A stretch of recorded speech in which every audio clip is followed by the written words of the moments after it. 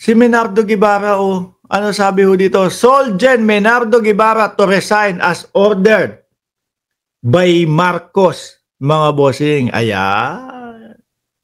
Di po ba? Lahat to kasi, no? Baka yung iba hindi pa po alam kung ano yung balita. Ang Pangulo, no, nanawagan doon sa kanyang mga gabinete na mag-resign na sila.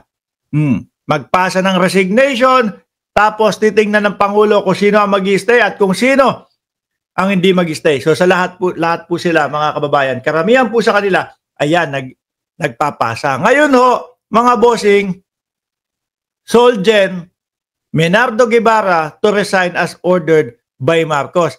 Isa po sa nakikita ko pag ito nabaklas, mga kababayan, mga boss chief amo sir, no? Mamamayang Pilipino. Hindi, tsaka yung mga kakamping. Bakit ho, mga kababayan? Siya ang nagpaumpisa nun eh. Yung kay De Lima, di ba? Yung 7 taon na pinagdusahan ni De Lima. No, tapos naka-receive, acquit si De Lima. Mga bossing, acquit si De Lima. Tapos ang hirit ni Menardo Guevara, kumbaga, ulitin or whatever, kung ano man ang hirit niya.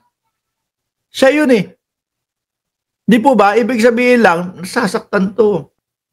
Kasi yung kanyang mga bossing, si dating Pangulo, appointee ni dating Pangulo to, nandun sa Oblo, tapos yung mga kalaban nila dati, ayan, nakakalabas na. Basahin muna natin ho, mga bossing. Tsaka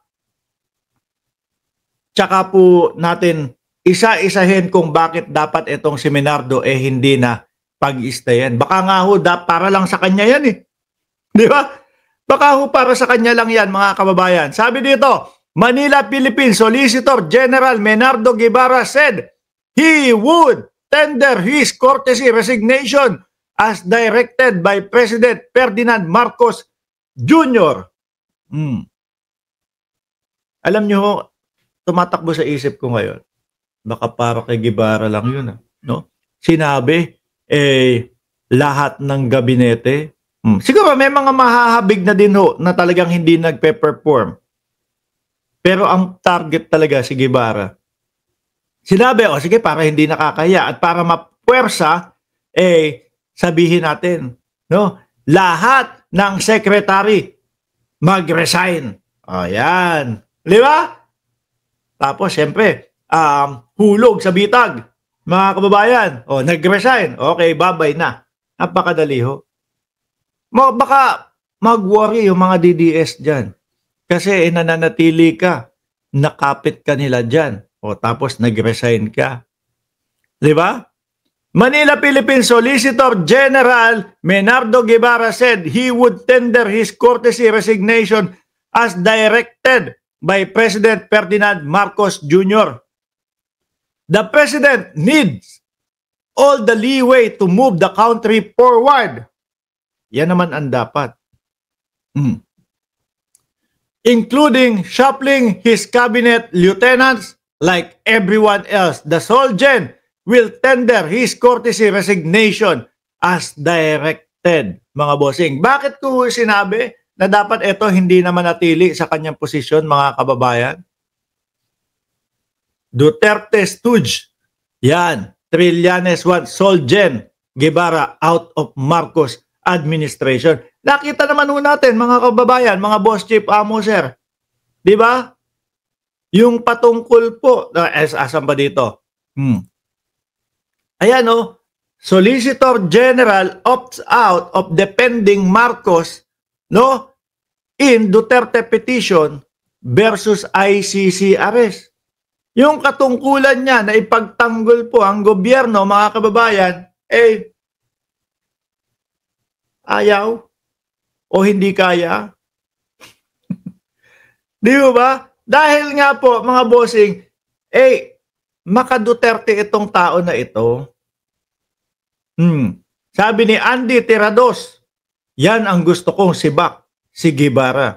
Tingin ko gusto din ng mga kakamping si Guevara din po. Tingin ko yung mga government supporter din po, gusto masibak ito. Or hindi na masibak. tuluyan ng mag-resign. Tanggapin yung kanyang resignation, mga bossing. Di po ba? Oh, nananatili na merong maka Duterte dyan. Alam naman natin, yung mga yan, mga bossing, naku, walang gagawin sa bayan natin yan. Solicitor General urged to reassess fitness for post amid ICC case. Recusal. Isa pa, Guevara maintains government cannot stop ICC from interviewing suspect. Bata pa rin ni Duterte, Trillanes wants Bernardo Guevara to inhibit for the prosecution of drug war-related rapes. Magiging bias. Di po ba? Ngayon, kung sakali na papalitan sa kanyang posisyon si Guevara, sino ang gusto ninyo? Diyan sa comment section, nandiyan sa comment section. Sabi nung iba, naku, si Kasmo, taga Batang Coral, Corner Velasquez pala. Ako Batang Coral, Corner, Franco, at Sande. Ayan, doon kami sa may sakayan ng papuntang Ilaya at Dagupan.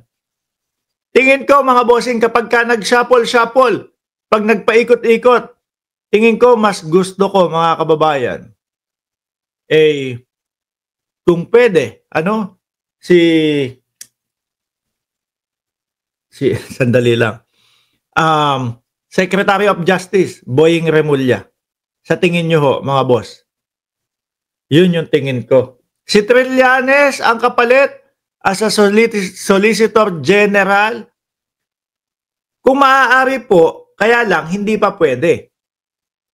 Kasi ayan, si Abalos, hindi pa pwede. May 1-year ban po sila, mga kababayan. May 1-year ban po sila. No? Kailangan tapusin nila yung 1 taon pagkatapos po nung pagkatalo nila at yun, saka sila pwedeng bigyan ng mga posisyon ho. Ako nakikita ko, gusto ko sana si Boying Remulla, mga bossing. Tapos Boying Remulla, tapos Department of Justice, syempre mababakante naman yun. De Lima, sabi, De Lima, pwede, matalino yan. De Lima or di ba dating Secretary of Justice si De Lima, kung di ako nagkakamali, correct nyo na lang po ako, mga kababayan. Or may isa pa How about Chel Jokno? Yung matatalino ho sa batas, mga bossing, at hindi bias. Ano po? Mark Ramos po. Ako? Wag, hindi si Kakopi. Agree po, Boss Mark Ramos. Pag nag-reshuffle, yun yung gusto kong mangyari, mga bossing. At mawala na din. Matanggal na ho yung mga Duterte diyan sa pamumuno o sa gobyerno ni Pangulong Bongbong Marcos. Para naman tuloy-tuloy tayo. Di ba? Tuloy-tuloy tayo, mga kababayan, na umahon ng ating bayan.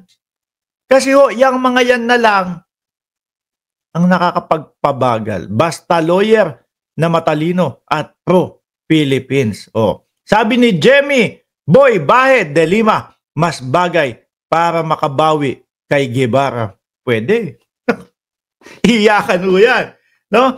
Pero si Bersamin, tingin ko lang tingin ko, mare-retain yan as a executive secretary mga bossing.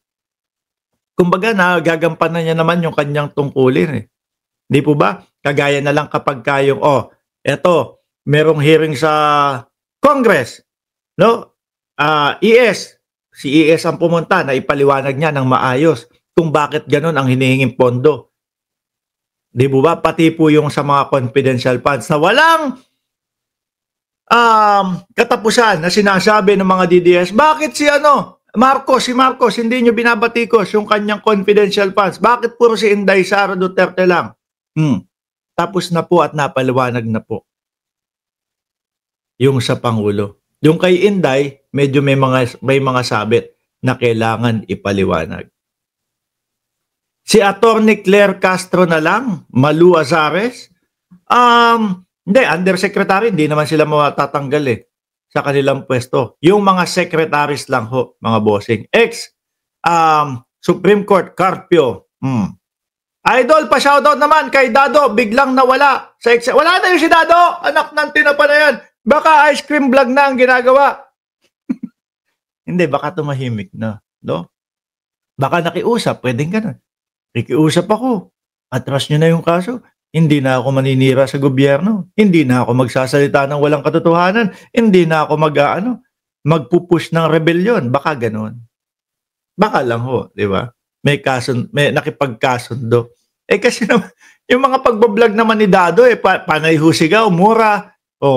Parang may sapak lang ho, mga kababayan. Nung nakasuhan, ayun, biglang nag-ice cream vlog na lang.